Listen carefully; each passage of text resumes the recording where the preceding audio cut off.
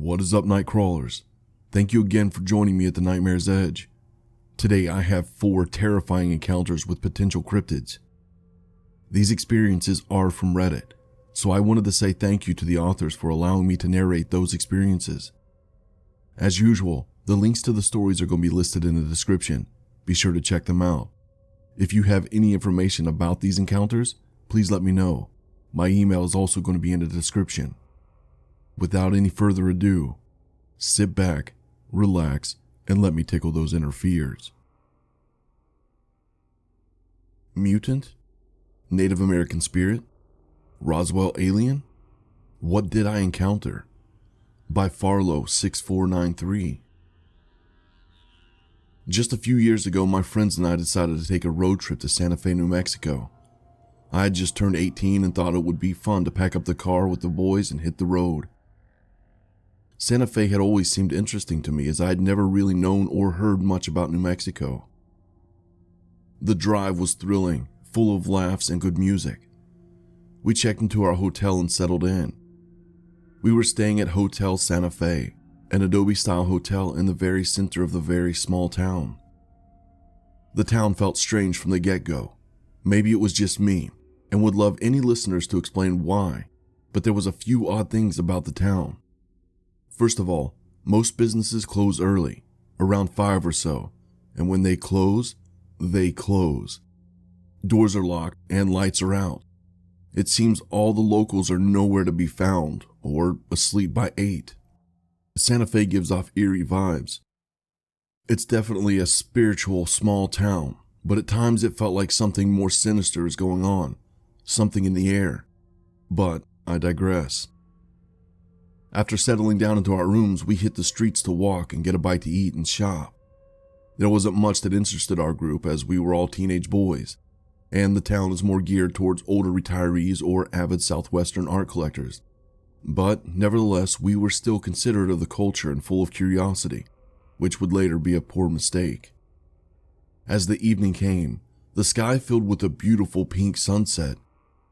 Most of my friends in the group were tired and ready to relax over some beers back at the room, but my closest friend and I still weren't satisfied. We chilled at the room with the group until late into the night and everyone fell asleep, but our raging curiosity still wasn't cured. You see, me and my friend John were avid urban explorers. We loved exploring abandoned buildings and had a lot of experience. We even made a social media account where we would post pictures and videos of our findings. Now that we were in Santa Fe, we were thrilled to get out and explore the unknown. 2 a.m. rolled around and we snuck out of our hotel room, careful not to wake the others, and set to the streets for adventure. When we stepped outside, into the night, we were greeted with a very peculiar experience. The town was desolate, like nothing I'd ever seen before. Not a soul was out. So much so we walked down the middle of the street because there wasn't a car in sight. It was slightly unsettling, as it still felt like we were being watched. An uncanny feeling. The best way I can explain how quiet it is there at night was when we walked down the street, we approached an intersection and jokingly stood under the traffic lights. The town was so empty and quiet we could actually hear the bulb click on the light change from red to green. It was an odd feeling being the only ones out. I've been in towns at night before, and yes, it's quiet, but there's still the occasional bar open with some distant music or the occasional homeless persons. But believe me when I say Santa Fe was empty. We proceeded to explore the town, climbing on top of a few buildings to get pictures and exploring a few buildings. But our curiosity still wasn't cured. We decided to continue walking until we came to a nearby river. Hoping we could find a nearby drainage tunnel we could explore, we proceeded. As we approached the river, we noticed there was a small tunnel, bridge that went over the river. As we walked through the brush and approached the water, we got a better look into the tunnel. It looked like there was a dim light coming from under the bridge. We walked closer and closer without our flashlights on, just enjoying the moonlight. There we were, standing at the mouth of the tunnel. Suddenly, John whispered to me, "Wow, do you see that?" We were met with an unsettling view of about 10 to 15 candles on the ground lighting up the underside of the bridge. We proceeded to walk in and check out what was going on. Suddenly, we heard movement that broke the silence. That's when we immediately turned on our flashlights and focused them into the tunnel. There was a figure sitting on the ground. At first, I couldn't tell if it was a pile of rocks and my eyes were playing tricks on me. We got closer and the figure moved. That's when I felt my heart start pounding, but tried to reassure myself, thinking maybe it's just a homeless person. I focused my flashlight to a smaller beam that would illuminate the figure. We stopped in our tracks and just stood there staring at what my light was fixed on. A bald man with absolutely no hair or anything on the back of his head, just sitting there, looking the opposite direction. My light was shining directly on the back of his head. We stood there for a good 10 seconds just waiting for him to turn his head around. That's when we realized its head was facing us. I shined my light a bit lower to illuminate its torso. This thing, had absolutely no face. Just perfectly smooth. No ears either. Nothing. Just sitting there. Still. It felt like it was staring at us, but there were no eyes. We both realized we were looking at it at the same time. John whispered to me, where's its face? That's when it got up. At this moment, I felt my blood run cold. It picked something up off the ground and we ran. We ran so fast I felt for the first time I was legitimately running for my life. As we exited the tunnel, we ran to the higher ground and got to the top of the bridge so the mouth of the tunnel was below us. I shined my flashlight down onto the ground. That's when I saw the most terrifying thing I've ever seen. The thing came out of the tunnel and just stood there. It stepped into the light of my flashlight. It was holding what looked like some sort of weapon, almost like a metal pitchfork or trident, and looked directly at us. There we were, just frozen. I shined my flashlight directly on its face once more, and for a good 20 seconds we just stood there in complete terror as it stood there motionless. No face, just smooth skin. There were a few features on the top of its balded head, almost like horns, but I'm not sure what they were. Then suddenly, it started bolting toward us. That's when we heard it. It made a strange sound. The best I could describe it would be an angry hum. Like if you were to scream with your mouth closed. Well, this thing was angry, running towards us, waving its pitchfork thing in the air. We ran as fast as we could back to the hotel. We finally made it back, still shaking. I felt sick with adrenaline. As we caught our breath in the elevator, we both looked at each other. The next day, we didn't even bother telling the rest of the group. 1, because we knew it sounded too unbelievable, and 2, because we were both too shaken up about it. To this day, we still don't talk about what we saw, but recently John mentioned it to me.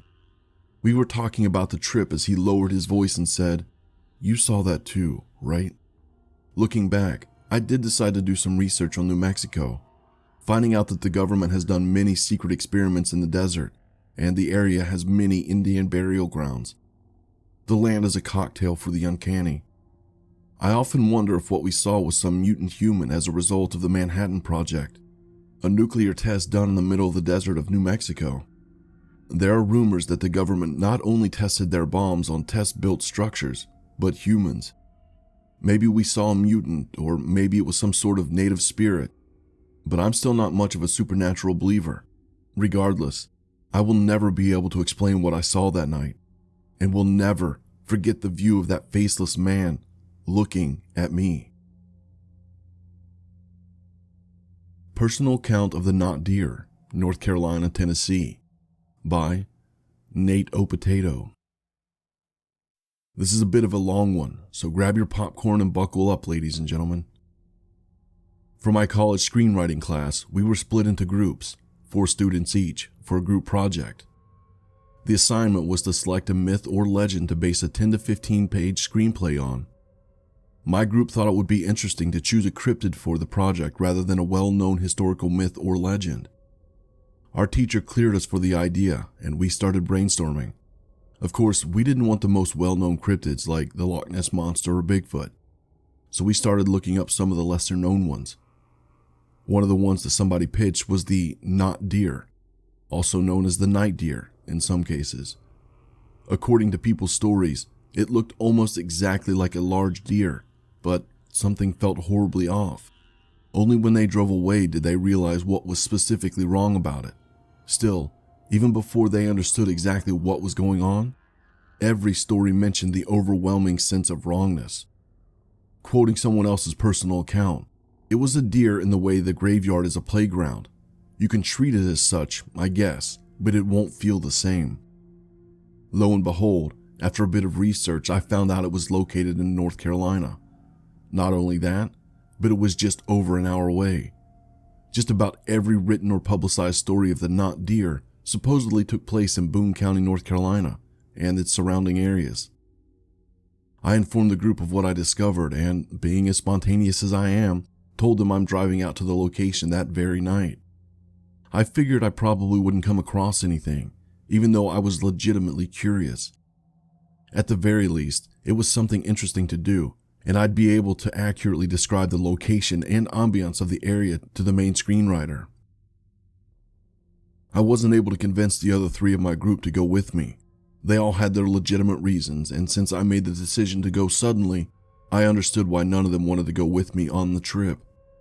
Still, I had nothing else to do that night, and I'd been itching for more travel ever since the entire pandemic started. I filled my roommate in on everything and asked if he wanted to go with me. At first, he told me that he would just consider it, but as I was getting ready to go, he told me that he decided to tag along. One of the main reasons for doing so was that he felt like he had to go with me. I shrugged it off, not thinking much of what he said. After filling up my car with some extra gas and buying a couple snacks for the road, I plugged Boone, North Carolina into my GPS and headed out. My roommate and I were pretty relaxed for the majority of the ride there.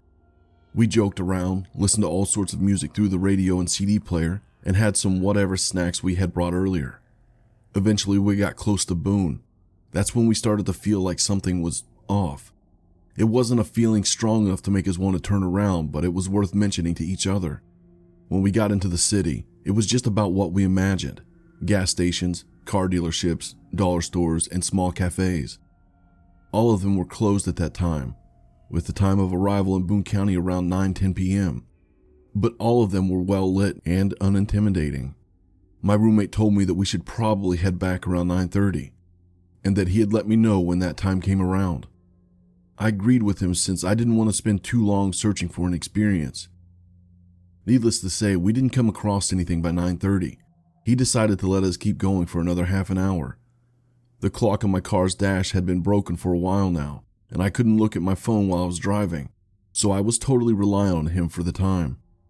Had I known that we were going to be driving in the area past 9:30, I probably would have mentioned it and turned around sooner. Had I done that, I would have completely missed the experience we ended up having. I'm still unsure whether or not that would have been a good thing. We ended up in Tennessee by 9:50. That's when things started to get bad.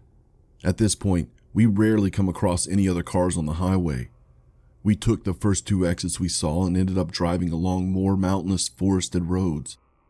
This meant that there were lots of tall, dark trees and almost no streetlights, and twisting roads that forced you to slow down.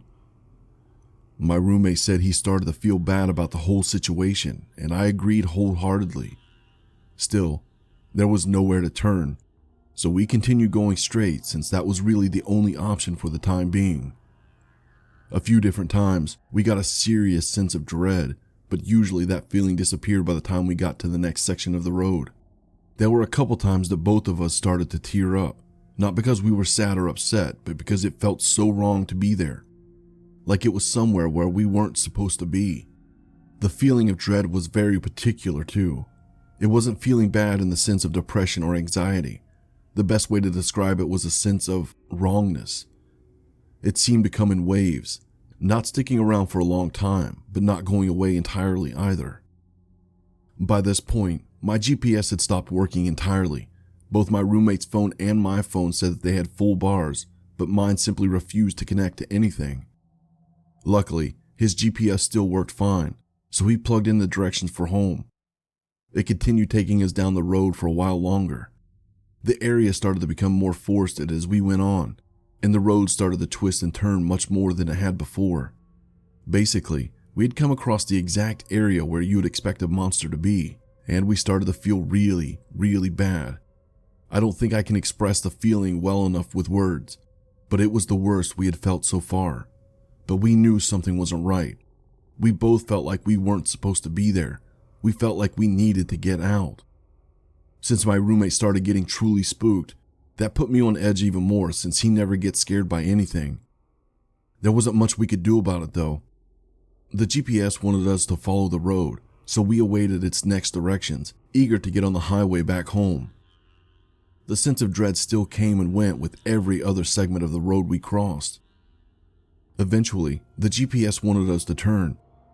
My roommate told me to turn right on that road. I knew he meant to turn right onto the road and follow it straight ahead, but for some reason, I figured we should turn around and backtrack. I started slowing down and we both started to feel seriously bad, like things were very wrong and something was about to happen bad. It was worse than we had felt along the entire trip so far. My roommate said my eyes were glazed over as I kept saying something along the lines, "I just need to turn around right here," over and over. The more I said it, the quieter I got until I was almost at a whisper. Keep in mind that I'm normally a fairly loud person, and I had been loud the entire drive up until this point. I pulled off onto a gravel dip on the side of the road. Along the gravel dip was a thin chicken wire fence, shiny and silver. Back on the road behind us was a wall of dirt and rock. We were surrounded by tall, dark trees that blocked most of the night sky. Even with the headlights on, it was difficult to see very far ahead. He said, very forcefully, that we couldn't stop and we needed to keep going because he felt seriously bad. But I wasn't listening to him. I wasn't quite processing what he was saying, and for some reason, I was having a difficult time hearing him at all. After he realized he wasn't getting through to me, he broke into a literal shout and told me we had to get out of there because we could not stop and we could not go back that way. It took him using his road rage yell to snap me out of it and to get me to speed down the road. The only word I can use to describe what I felt in that moment was absolute terror. Even as I was slowing down, I felt it get worse and worse until it was almost overwhelming. I only realized that after we had gotten out of the area and back onto the highway. As we passed through the area and started getting into the city again, the looming sense of dread started to fade away. By the time we got onto the main highway, we felt safe again.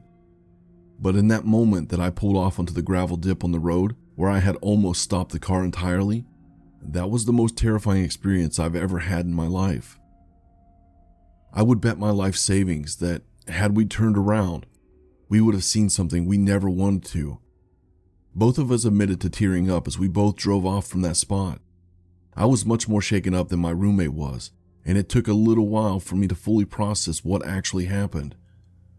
I think it's safe to say, even though I didn't explicitly see anything for myself, I found exactly what I was looking for. Something Strange in the Woods Behind My House by Mr. Ghostwork. I will preface this by stating that the information I'm about to share with you is not a creepypasta or any other form of fiction. It is in fact my complete and honest recollection of the unexplained experiences I observed in and around the wooded area behind my childhood home. Other people in my family noted much the same while growing up there, and our stories match now that we are all decades older. I'm not saying I believe in skinwalkers, Sasquatches, or any other cryptids, as I am a man of science. I cannot ignore the lack of reliable and testable evidence in regards to such creatures actually existing. That being said, something very terrifying and unexplained lived or lives in the woods behind that house. Occurrence number 1. My sister and I just received a tin as a gift from our grandfather. He had smoked enough Marlboro Red cigarettes and sent in the UPCs to get a massive Marlboro tent. My mom hated it. We, however, loved it and immediately set it up on the property line behind the house. We intended on spending the night out there, but after an hour or so, we experienced something neither of us can explain to this day. We saw an indention drag itself across the tent, and we heard it dragging as it went. It was like a giant finger, or maybe a log, something of that size. My sister cried out, and I immediately bolted outside, as I was convinced it was our father playing a prank on us. Upon exiting the tent, I was greeted by nothing. There was nothing there. I searched the area briefly before grabbing my sister and going inside for the evening. About a week later, I ventured out to the tent again, only to realize it was gone. I ran inside and asked my mother where the tent was, and she replied that she had thrown it away because it had tears in it. Confused, I tried to convince myself she was lying and just tossed it out because she was anti-smoking and thought the tent looked trashy, but I fear she was telling the truth. Occurrence number 2. One fall morning, about an hour before my alarm for school went off, I was jolted out of my bed by what I can only describe as an otherworldly shriek. It came from the woods. It didn't sound human, but it didn't sound animal either. Foxes and coyotes live in those woods, but they don't make those kinds of sounds. It was insanely loud. Occurrence number 3. One evening, my father and I were up late having one of our classic all-night arguments. As we finally wrapped up our fight, around 3 a.m., my father said he wanted to read a verse from the Bible in order to close on a positive note of peace. As he began to read aloud, that same, or at least very similar, otherworldly shriek boomed through the house. It had to be just outside the kitchen window, but it was so loud that it sounded almost like it was in the house. We immediately ran around the house, trying to find out what the hell had made such a sound, and it even awoke my siblings and mother, who helped in a confused search. After about a half an hour, we all just sort of gave up and went to bed scratching our heads. Occurrence number 4. In my senior year of high school, I got a cat. She was an outside cat, but we would let her into the garage to sleep every night, mostly due to the coyotes and potentially bad weather and whatnot. She would always come home before we shut the garage doors, because she didn't want to be locked out. One night, she didn't show. I didn't think of it much, as sometimes cats go on long, hunting, mating, etc. excursions, only to return in 2 or 3 days like nothing happened. I assumed this was the case. After not seeing her for a week, I went and explored the area behind my house, the fields, and of course the woods. I think I found her. I say I think because I honestly couldn't tell. It looked like her, but she had been seemingly turned inside out. I stared at the remains for about a minute before turning back and going home. I know this is a long read, and if you stuck it out, I thank you for your time and interest. If you can shed any light on what kind of animal or being or whatever, please don't hesitate to share or speculate. My family, especially myself, would love to know what exactly was in those woods. I think there's a wendigo or something like that near my house. By Naughty Boy 69. So like 4 years ago, a step cousin of mine and some of his stupid ass school friends started a wildfire in a small forest. He got beat up by the firefighters. We always thought it was horrible, and we could see the burnt stumps from the highway when we went to pick up my mom at the school she works at. I am sure the forest fire is what made this thing come out of hiding. That year, a wave of suicides burst into the town where her tiny school is located. There are 2 different towns near each other, like 10 minutes. I don't know if it can be related to the thing I saw and heard, but I'm pretty sure if you were being stalked by that creature, not many people would want it to keep going. So now, the actual encounters. It was late at night. I was in my room, the last one on the 2nd floor of my house, watching YouTube videos.